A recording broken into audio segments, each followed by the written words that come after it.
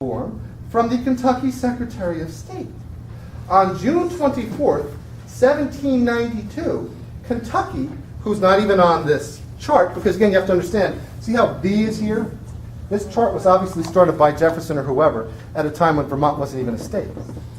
And they didn't put anything here because this blank line, because they went north to south, that's Connecticut. I'm sorry, that's Massachusetts, blank. Connecticut, blank. Georgia, the furthest southern state, blank. But he didn't care because it was over. They didn't ask Kentucky because according to Jefferson, at the time, he understood that the amendments were ratified. He didn't care.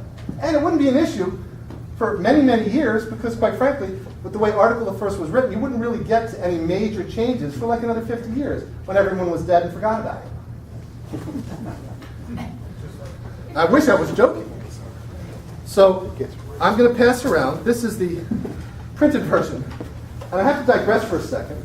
Because again, just like we don't like to talk about slavery, we don't like to talk about the War of 1812. That's because we lost. Okay? They beat us up, burned our capital, and kicked our butts. But with the Treaty of Ghent, it ended. And quite frankly, it's my firm belief, notwithstanding what you're taught in school and college, that the revolution and the fight with England really did not end until 1816 with the Treaty of Ghent. That's my view, and that's not what I'm here to talk about tonight. But the statute book, because this hand-engrossed copy, the official copy of the laws kept in Kentucky, okay, that there's only one copy. And in 1809, this was printed confirming that that was the case, that in fact they ratified. So in 1792, it was done. When they printed a law book in 1809, it was published and put in print. So did they ratify all of them? All 12. You're going to see it yourself. I'm going to pass around in a second. What was the second one? Had to do with congressional pay raises, which was ratified in 1992. I'll get to that part of the story. Trust me. I hope I'm not boring you, because if you're paying attention, this will change the country. I might be crazy, but I ain't wrong. Statute Law of Kentucky. This book was published in 1809. Like I said, pretty good memory. And there was also a resolution passed in the first Congress that the Secretary of State was supposed to, from time to time, contact the state governors and collect and keep a library of all of the books from the different states. You know, all the laws and the journals and things like that. Well, this was, I presume, collected by, at the time it would have been Secretary of State James Monroe, from Kentucky, and put in the library. Which library was burned to the ground in 1814 by the British. So while it may have made the library in 1809, it was, if it did make the library, it was most assuredly burned to the ground. Now, while this book is available in Kentucky, in their rare book section, I personally checked, because again, don't take my word for it. I checked with the Department of State about their library, the Library of Congress, and the archives. You know how many of those three have a copy of this? None. After it was burned, it was never replaced. So Kentucky was essentially forgotten about. Really forgotten about. Now, pass that around, take your time and look. It says ratified, what does that say? An act to ratify certain articles in addition to an amendment of the Constitution of the United States of America proposed by Congress to the legislatures of the several states. June 24, 1794. They ratified all 12. I ain't making it up. So now, my head is spinning. I'm like, wait a second. I have a letter and math theory that, according to Thomas Jefferson, Article the First was ratified. Gosh. And I have an unreported ratification from Kentucky. So that means that we have 11 of 15 states, and 3/4 of that is 11.25. So when you have 10.5 required, you have 10. When you have 11.25, you have 11. Once again, we're chasing the fractional number. My God, you're close.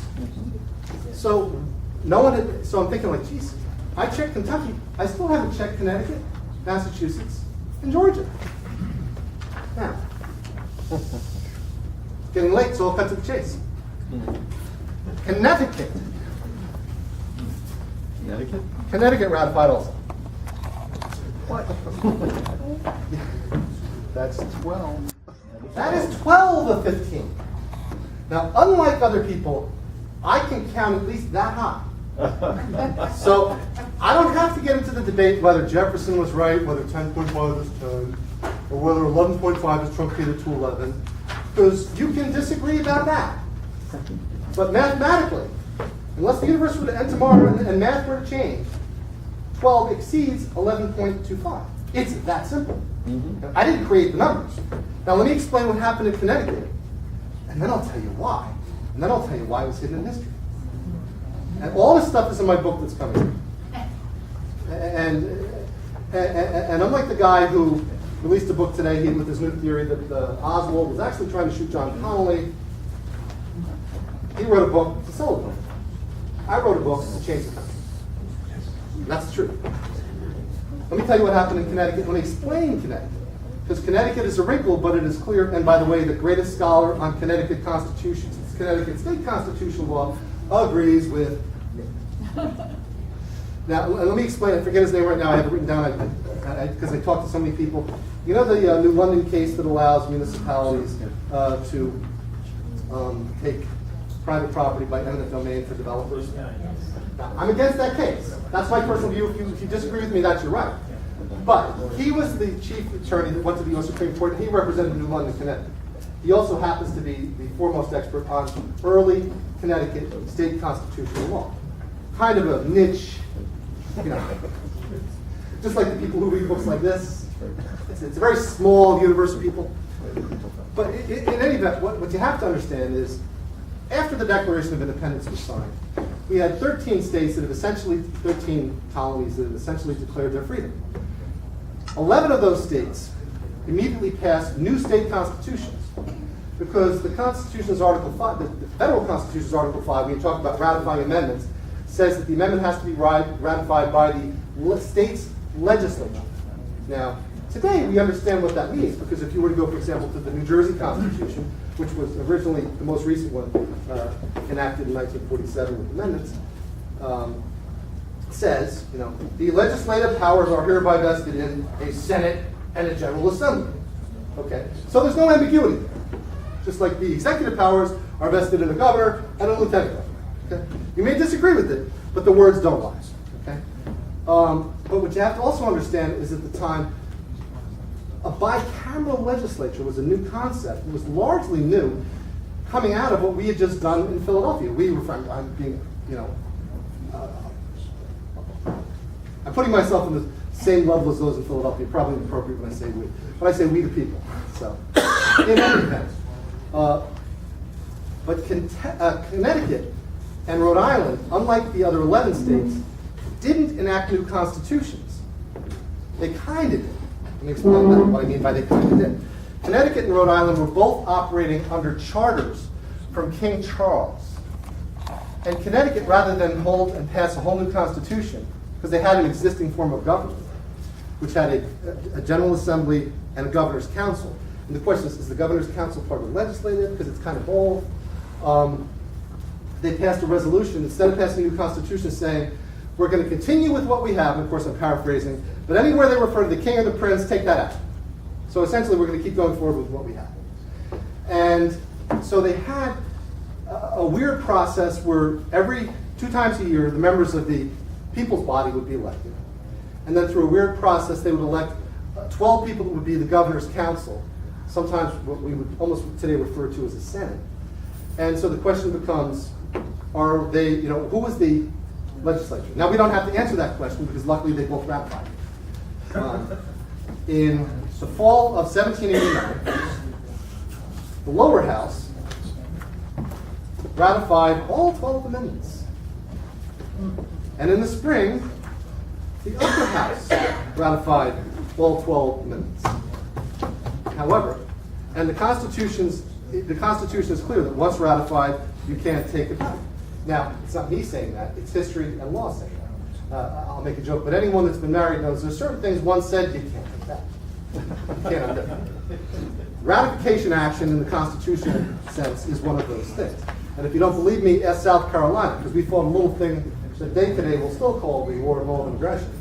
But in 1860 through 1890 was generally referred to as the political revolution of 1860, what we today refer to as the Civil War. And all that was about is South Carolina, we say seceded, they said, we're unratifying, we're not going to be part of you anymore. We said, oh, no, you're stuck. You voted, that's it. You can't change your mind. And without going into the legal semantics, the bottom line is, that is the law. There's precedent, and that's the case. Because what happened is, the lower house passed it in the fall. The upper house passed it in the spring.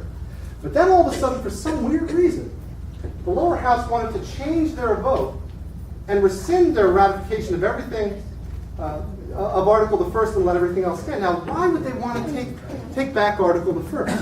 That's the second part of the story.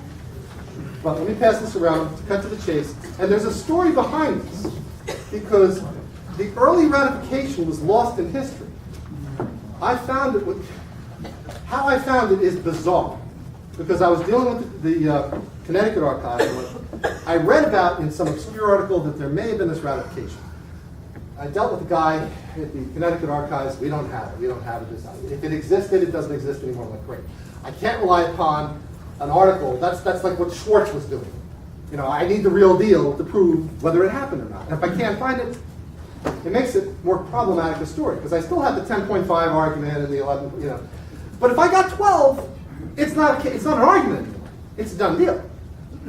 So I was persistent, and there are a couple different groups in the country that have dedicated their lives to documenting early American history and documents. And there's the George Washington University project called the First Federal Congress Project. And then there is a project at the University of Wisconsin, which has been going on since the 60s, where they collect and collate, keep everything to do with the Constitution in that period of time.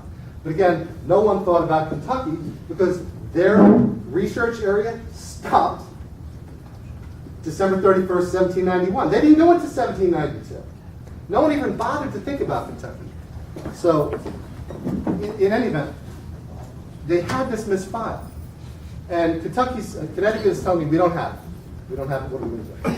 I found it in Wisconsin. Got it emailed to me.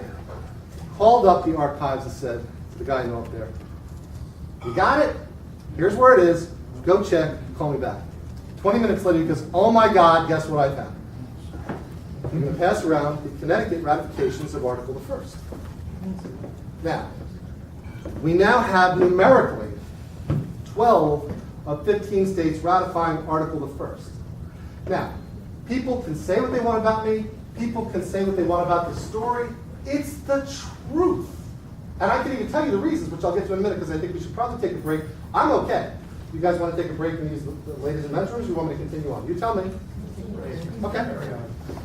And if I'm boring you, just raise your fingers and I'll shut up and move on. So, we now have 12 of 15 states clearly exceeding the Article 5 of the Constitution's 3/4 standard.